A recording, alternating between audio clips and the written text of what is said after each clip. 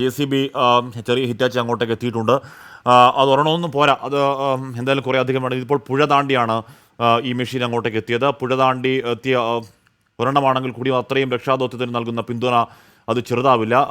അല്ലെങ്കിൽ ബെയിലി പാലം നിർമ്മാണം ഇന്ന് വൈകിട്ടോട് അല്ലെങ്കിൽ നാളെ രാവിലെയോട് പൂർത്തിയാകുമ്പോഴേക്കും കൂടുതൽ അത്തരം യന്ത്ര സാമഗ്രികൾ അങ്ങോട്ടേക്ക് എത്തിയാൽ മാത്രമേ മുണ്ടക്കൈയുടെ യഥാർത്ഥ വ്യാപ്തി അറിയുള്ളൂ. അവിടുത്തെ ഒരു പ്രദേശവാസി സംസാരിക്കുമ്പോൾ പറഞ്ഞത് ഇപ്പോൾ നടക്കുന്ന രക്ഷാദൗത്യങ്ങൾ, ഇപ്പോൾ കണ്ടെത്തിയ ആളുകൾ അതൊന്നും അല്ല, അതെല്ലാം കൂടി ചേർന്ന് ഒരു 5% മാത്രമേ വരികയുള്ളൂ. അതല്ല, അതിൻ്റെ അങ്ങേയറ്റത്തെ വലിയ വ്യാപ്തി അവിടെ ഉണ്ട് എന്ന് പറയുന്നുണ്ട്. ഇപ്പോൾ അവിടുത്തെ ഒരു വാർഡംഗം ബാബു നേരത്തെ പറഞ്ഞു കേട്ടത് 540 വീടുകളാണ് മുണ്ടക്കൈയിൽ ഉണ്ടായിരുന്നത്.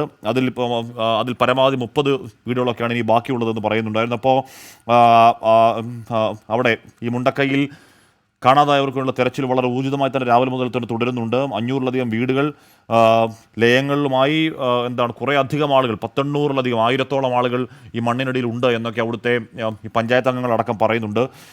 എത്ര പേരെ രക്ഷപ്പെടുത്തി എന്ന കൃത്യമായ കണക്ക് നമുക്കിപ്പോൾ പറയാൻ കഴിയില്ല. ഒരുപാട് പേരെ രക്ഷപ്പെടുത്തി നമ്മൾ കണ്ടതാണ് ഇന്നലെ മുതൽ നമ്മൾ കാണുന്ന കാഴ്ച. അവിടെ ട്രിവാലി റിസോർട്ടിലടക്കം, റാണിമല എസ്റ്റേറ്റിലടക്കം കുടുങ്ങിക്കിടന്ന, അല്ലെങ്കിൽ അവിടെ ഒരു വേറൊരു കേന്ദ്രത്തിൽ തടിച്ചുകൂട്ടിരുന്ന ആൾക്കാരെയൊക്കെ അവിടുന്ന് ഒഴിപ്പിക്കുന്നു.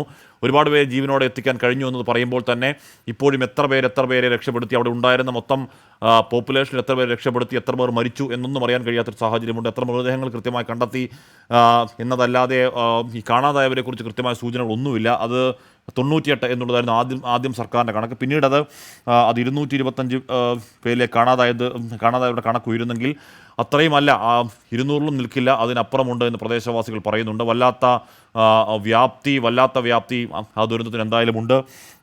വേണു ബാലകൃഷ്ണനോട് ചേർന്നുണ്ട്. വേണു, ഇവിടെ ഈ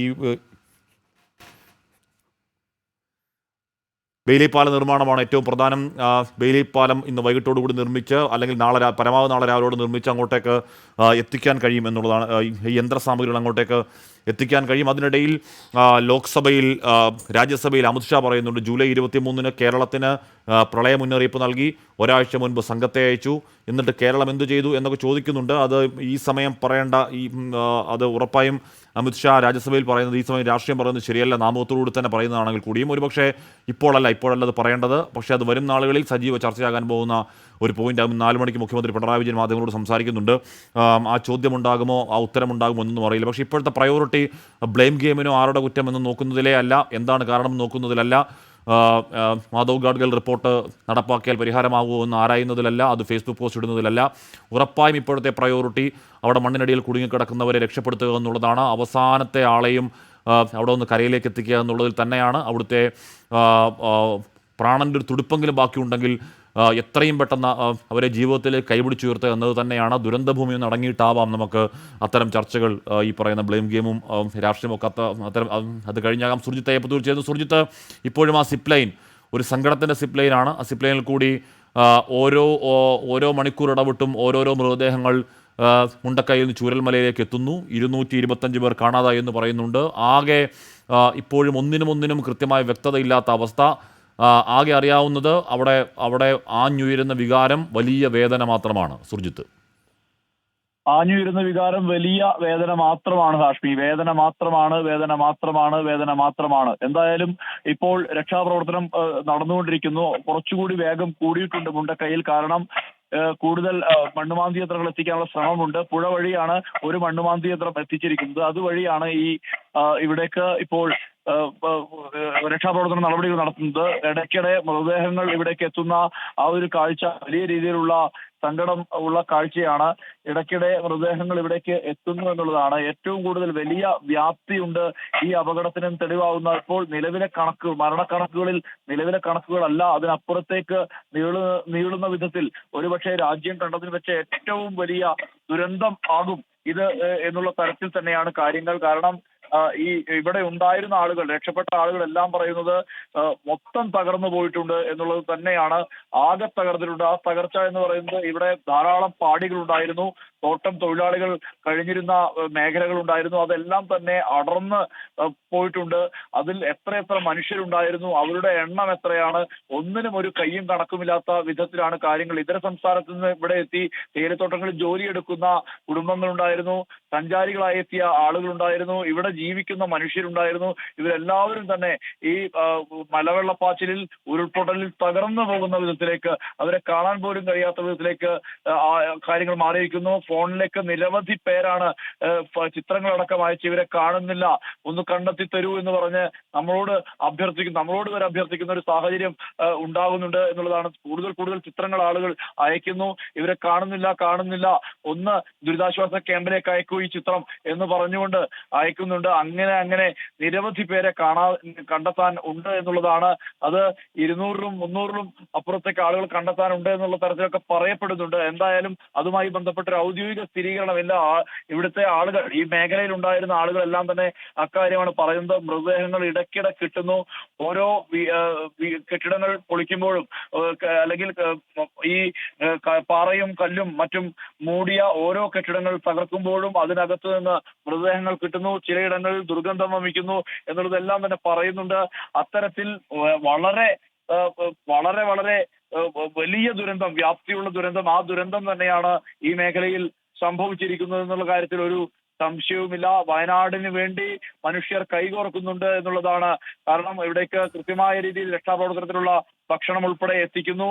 അതോടൊപ്പം ഈ മരുന്ന് സൗകര്യങ്ങൾ എത്തിക്കുന്നു. വേഗത്തിൽ തന്നെ ആളുകളെ ആശുപത്രിയിലേക്ക് പോകാൻ ആംബുലൻസ് സേവനം സ്വയം സന്നദ്ധരായി മറ്റു ജില്ലകളിൽ നിന്ന് പോലും ആംബുലൻസുകൾ ഇവിടേക്ക് കയറിയെത്തുന്നു. അവർ വേഗത്തിൽ രക്ഷാപ്രവർത്തനത്തിന്റെ ഭാഗമാകുന്നു. അത്തരത്തിൽ ഉള്ള എല്ലാ ഇടപെടലും, മനുഷ്യസാധ്യമായ എല്ലാ ഇടപെടലും മനുഷ്യർ ചെയ്യുന്നു എന്നുള്ളത് തന്നെയാണ്. അതൊരു ചേർത്ത് പിടിക്കലാണ്. വയനാടിന് മനുഷ്യരുടെ ഇടപെടൽ വേണം. വയനാട് ചേർന്ന് നിൽക്കണം. വയനാടിന്റെ ഇപ്പോഴത്തെ ഈ അവസ്ഥയിൽ വയനാടിനോട് ചേർന്ന് നിൽക്കണം എന്നുള്ള അഭ്യർത്ഥന മാത്രമാണ് ഈ ഘട്ടത്തിൽ പറയാനുള്ളത്. രക്ഷാപ്രവർത്തനം പുരോഗമിക്കുകയാണ്. ആളുകളെ കണ്ടെത്തേണ്ടതുണ്ട്. ഇനിയും ആളുകൾ കാണാതായിട്ടുണ്ട്. അവരെ എല്ലാം തന്നെ കണ്ടെത്തേണ്ട സാഹചര്യമുണ്ട്. അത്തരത്തിലുള്ള ഒരു ഇടപെടൽ എല്ലാ അർത്ഥത്തിലും വേണം. ഈ സമയത്ത് അത്തരം ഒരു രക്ഷാപ്രവർത്തനം മാത്രമാണ് മുന്നിലുള്ള വഴി. ആ വഴി മാത്രമേ ചിന്തിക്കാനും പാടുകയുള്ളൂ എന്നുള്ളത് തന്നെയാണ് പറയുന്നത്. അതിനപ്പുറത്തേക്ക് ഉള്ള ചിന്തകൾ പോലും പാടില്ല എന്നുള്ളതാണ് വയനാട്ടിൽ നിന്നുള്ള മനുഷ്യർ പറയുന്നത്. സൈന്യത്തിന്റെ നേതൃത്വത്തിൽ ഒരു ഭാഗത്ത് രക്ഷാപ്രവർത്തനം നടക്കുന്നുണ്ട്. ബെയിലി പാലത്തിന്റെ നിർമ്മാണത്തിനാണ് ഇപ്പോൾ സൈന്യം പ്രധാനമായും ഊന്നൽ നൽകുന്നത്. അവിടേക്കുള്ള, അതായത് ഈ ഒലിച്ചുപോയ പാലത്തിന്റെ ആ ഭാഗത്ത് തന്നെയാണ് മറ്റൊരു പാലം നിർമ്മിക്കുന്നത്. ആ പാലം നിർമ്മിക്കുന്നത് വഴി ഈ മുണ്ടക്കൈ മേഖലയിലേക്ക് കൂടുതൽ ആക്സസ് ലഭിക്കും. അവിടേക്ക് കൂടുതൽ യന്ത്രങ്ങൾ എത്തിക്കാൻ കഴിയും. തെരച്ചിൽ വേഗത്തിലാക്കാൻ കഴിയും.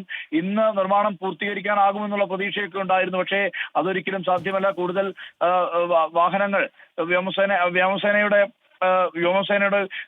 വിമാനത്തിൽ കൂടുതൽ യന്ത്രഭാഗങ്ങൾ എത്തിയിട്ടുണ്ട്. അതെല്ലാം തന്നെ ഇവിടേക്ക് കോൺവോയ് അടിസ്ഥാനത്തിൽ ഇവിടേക്ക് എത്തിക്കുന്നുണ്ട്. വേഗത്തിൽ തന്നെ എത്തിക്കുന്നുണ്ട്. നീണ്ട വാഹനങ്ങളുടെ അകമ്പടിയോടുകൂടിയാണ് ഇവിടേക്ക് എത്തിക്കുന്നത്. അതിനുശേഷം അതിനുവേണ്ടി റോഡടക്കം സജ്ജീകരിച്ചിട്ടുണ്ട്.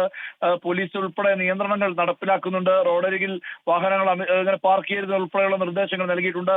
അത് എത്തിക്കഴിഞ്ഞാൽ കുറെ കൂടി വേഗത്തിൽ ഇടപെടലുണ്ടാകും. നാളെ യോടെ നിർമ്മാണം പൂർത്തീകരിക്കാൻ കഴിയും. അതിനുശേഷം കൂടുതൽ യന്ത്രങ്ങൾ അവിടെ എത്തിച്ച് പരിശോധന നടത്താൻ കഴിയുമെന്നുള്ളതാണ്. എന്തായാലും ഈ ദുരന്തം ഉണ്ടായ അന്ന് രാത്രി ഇവിടെ ഒരു എമർജൻസി എന്നു പേരുള്ള സന്നദ്ധ പ്രവർത്തകരുടെ ഒരു ഗ്രൂപ്പുണ്ട്.